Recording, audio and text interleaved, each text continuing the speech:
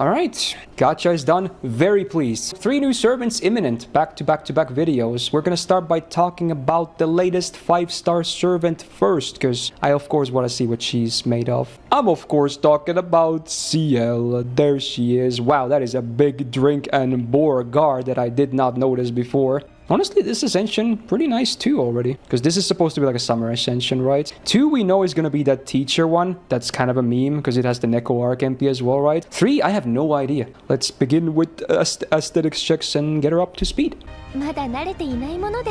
Cute for little blush. Here we go. First Ascension, so this is going to be the teacher one that we saw on stream as well. Let's see some expressions though. Oh, dude, the Megane Kiran. I'm sure Sigurd will approve of this.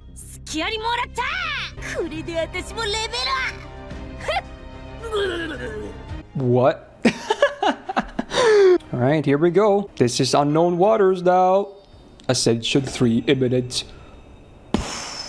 I'm guessing it's serious. Looks pretty serious.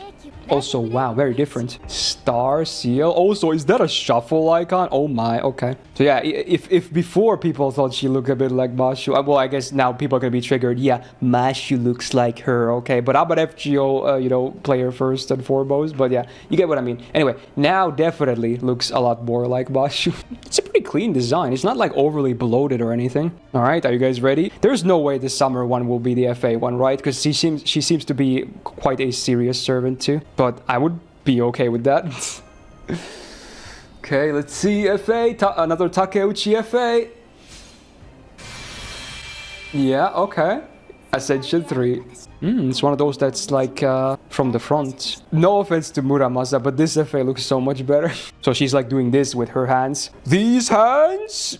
Let's see those sprites. Starting with this craziest one. Oh, dude, look. There's like, is that lightning going to her feet? Tesla would approve. The sword, the half-worn jacket.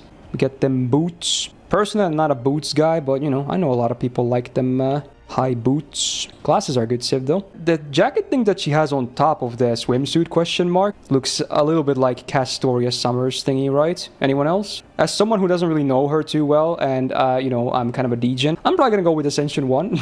Alright, so, yeah, aesthetic-wise, maybe not the best thing I've ever seen when it comes to summer SSRs, but it's probably a lot to do with as well because she's like half not summer servant. You know, there's that more serious side too, which, again, I have a bit of mixed feelings about. I feel like she, and maybe even BB, could have both been released with the OC3 instead, because they're clearly going to be related to that too. Oh well, still not too bad.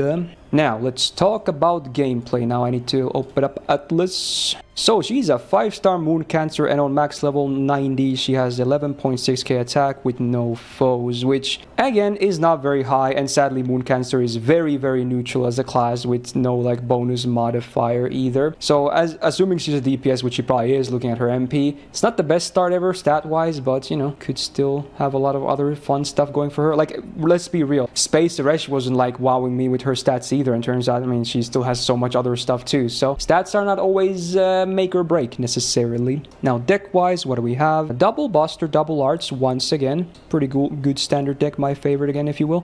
Hits, we got 4 on Buster, 4 on Arts, 5 on Extra, 5 on Quick, and 6 on Extra. And her MP gain is 0.46. So it's just alright for gains, seemingly, I think. Yeah, it's not amazing, but it's pretty decent. It's alright. Her gains, face card games on paper, without seeing any other effects yet, they seem alright. Now the MP is Buster. Ooh, she red though. Her hair blue, but she red though. Right, so let's talk about passives next. We got Magic Res A. Basic passive equaling to 20% debuff res, always a nice thing. We got Independent Action EX, so that is 12% permanent crit damage, very nice. We got some kind of an HP per turn passive. Does anyone else even have an HP per turn passive? I can't remember any. She gets 500 healing per turn. Okay. So, I mean, it's not, I guess with that, yeah, you get no drawback from a Black Grail because it's exactly 500 HP. Then what the hell is this thing? Okay. So, passive number 4 is, gets, advantage against Saber class. Is this like Kiara with Ruler class? Is this the same thing? Oh, it's attack advantage. So, it's exactly the same as Kiara, right? It's attack advantage against the class. Because Kiara only has attack advantage against Ruler as well, right? So I'm assuming this, again, is 1.5x, right? Surely it's not 2.0, right? It is 1.5x. Okay, I mean, that's still cool, considering Moon Cancer is very notorious for basically only hitting neutral. So even though this doesn't give her, like, a crazy high coverage out of nowhere, it still gives her more coverage, you know, in general. So that's cool. Great passive. And then the final one is for the summer event. So there you go. 4 passives normally. Pretty tame, but good stuff, I want to say. Now, her append is against Alter Ego, the attack one, that is. I believe Moon Cancer and Alter Ego are neutral with each other, right? So kind of a whatever one. And obviously Alter Ego is very rare, so arguably actually a bad append when you think about it. Now, let's talk about the MP. Not the most text out there. So first of all, before anything, she gets a sure hit buff for 1 turn, so evades are not a problem for her. She also gets ignore defense for 1 turn. Awesome. And then scaling from overcharge, she gets MP damage for 1 turn. Cool. And then does damage with a super effective against demonic enemies, I believe. And also a high chance to... Is that instant kill, right? Yeah, okay. And also recharge his own MP after damage. Okay. Not bad effects-wise, right? Let's see some numbers. Base overcharge is a 30% MP damage up for 1 turn, scaling up to 60% on max. Kind of a tame one. Sadly, it doesn't ramp up, of course, because it's only 1 turn. But yeah, still a decent OC, I want to say. And yeah, it's a flat 150% super effective against demonic enemies on the MP damage. Very cool, actually, because again, remember, not just bosses can be demonic, normal enemies can be demonic easily too. So this can actually really make her much more of a viable farmer, because also the MP is AoE damage, right? I don't think I mentioned that, but let's see. It's not? Really now? This is a single target MP. Yeah, I guess...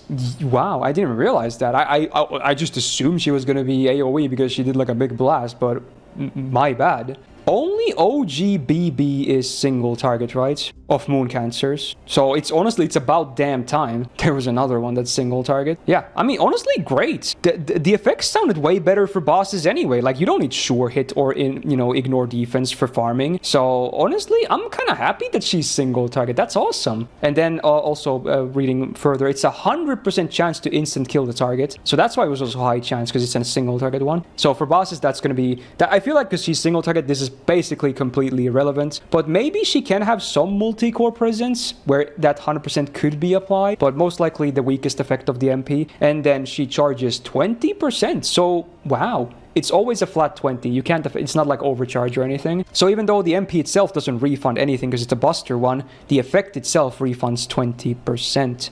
Cool, so MP spam is always going to be a bit easier on her because of that. Honestly, for bosses, that's pretty good. There's a lot of great utility here and a fairly common super effective with a refund. It's a great boss MP, I want to say. Okay, cool. All right, let's check skills next. We have an MP per turn icon. So yeah, self MP per turn for 5 turns. Self healing per turn for 5 turns. So I guess that stacks with the passive. She gets a debuff resistance, yeah, for 5 turns. And she gets buff removal resistance for 5 turns? Whoa! Whoa. Is that a... Dude, okay, let's check those numbers. It's a 6-turn cooldown. So she gets 10% MP per turn always, no scaling. She gets 1500 heal per turn on max rank. She gets 50% debuff rest for 5 turns. And yes, it is 100%!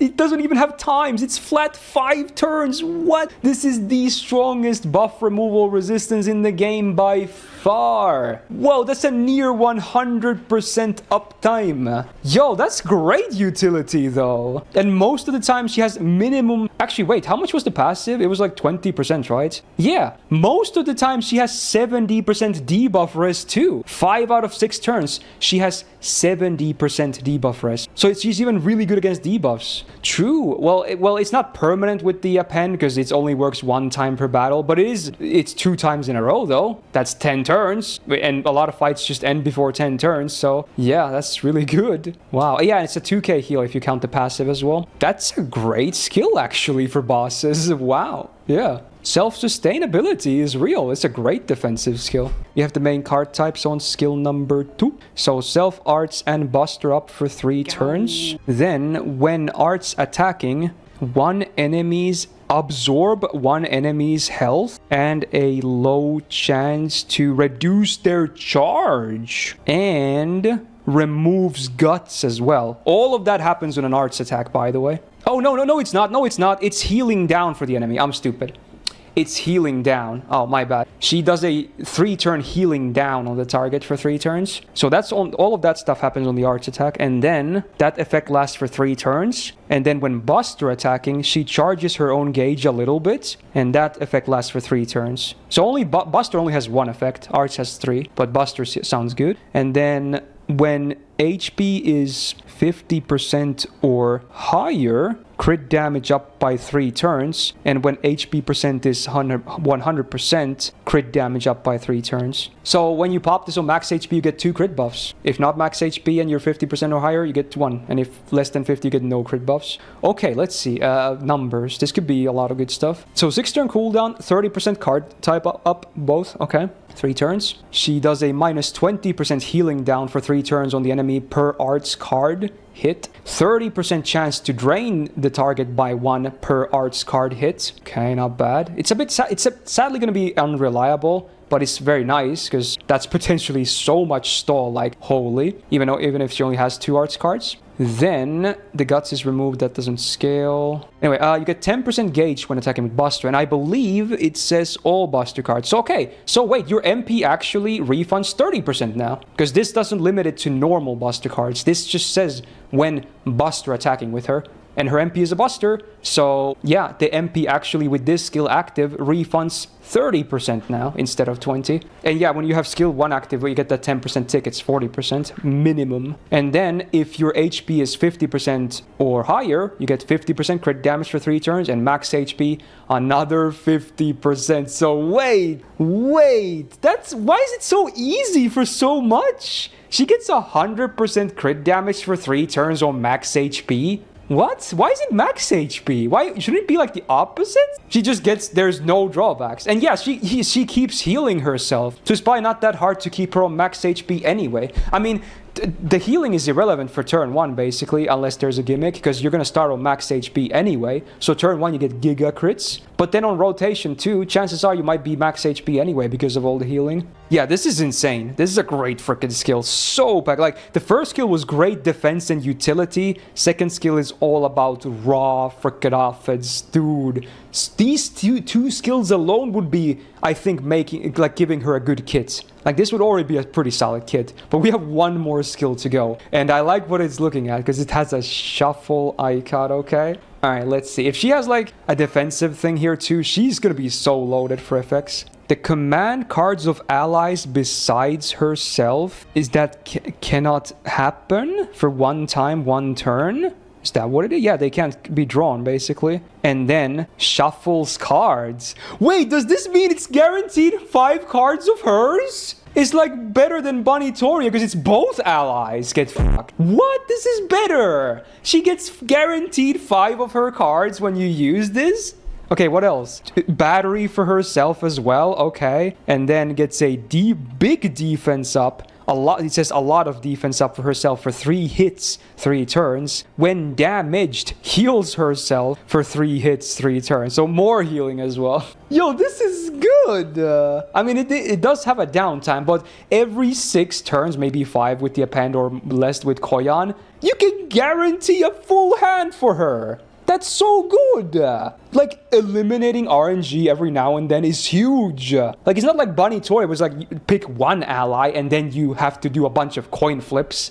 That sucks. This one is like, oh, you don't have to worry about that. You just get 5 seal cards. Okay, let's see numbers. So on a 6-turn cooldown, 50% battery too? I thought it was going to be like 30%. Yo, so MP spam is no problem, right? Surely not. She gets so much refund. She gets MP per turn. She gets a 50% battery. What? And then, whoa, it's 100% defense up for 3 times, 3 turns. Yo. So it's like Constantine MP for 3 hits for herself. Okay. And then when she gets hit, she heals for 2k for 3 hits, 3 turns. Whoa. Yeah, she's gonna be very easy to keep alive, right? She's loaded. She has like so much stuff. Her MP has great utility and effects. Her kits has so much. Like, That's so much stuff, and like hardly any RNG because she eliminates card RNG occasionally too. And the card RNG elimination is even better because remember, her second skill, 100% crit damage on max HP for 3 turns. So that's up minimum half the time unless you get skill sealed a lot. But she can't even get skill sealed a lot anyway easily because she has 70% debuff resistance on a near 100% uptime. Dude, I'm so happy she's single target because this kit would be not so good in farming.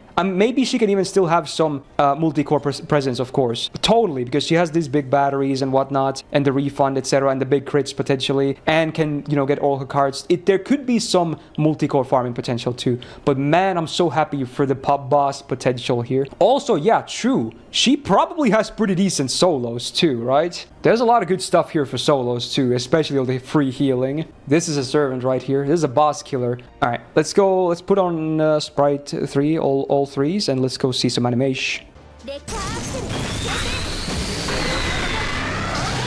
Damn. Whoa. That was kind of cool. Man didn't know if Jill was a Dujin. The way Seal's third skill is set up Bunny Toria is well and truly fun. Whoa, this is so different. What? This is entirely different.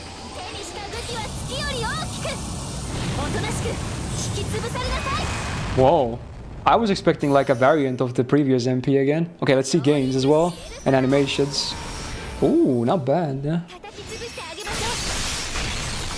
Yeah, so the face card gains are not insane, but she has so much in her kit helping, so it's not even that bad of a deal, actually. Yeah, it's still fine. Wow. Wow, wow, wow. So there you go. Wow. A Summer Seal, OG Seal, Teacher Seal, Star Seal. I don't know. There's so many seals, but all wrapped into one package. For better or worse, but at least I can tell you this. Gameplay-wise, she seems stellar. Very good. Again, the only things holding her back are the class and the stats. But besides that, I am very much liking what I'm seeing. She has so much amazing utility for so many different boss encounters. Having a near 100% uptime on buff removal resistance alone is worth so much. And then all the other stuff on top just... looks to be another great servant. So, having said that, if you enjoyed this first impression video, do me a solid and click the thumbs up button, the like if you will. Also, do subscribe not to miss out on future videos, because right after this, we're going to be checking out both Dobrinian and Shufu summer variants. Very excited for them too, of course. And hey, we're on route for that 100k subs on YouTube. Let's get it. Amazing things will happen once that happens, okay? Good luck on your subbins if you're going for her, and hope to see you in the next video as well. Bye-bye.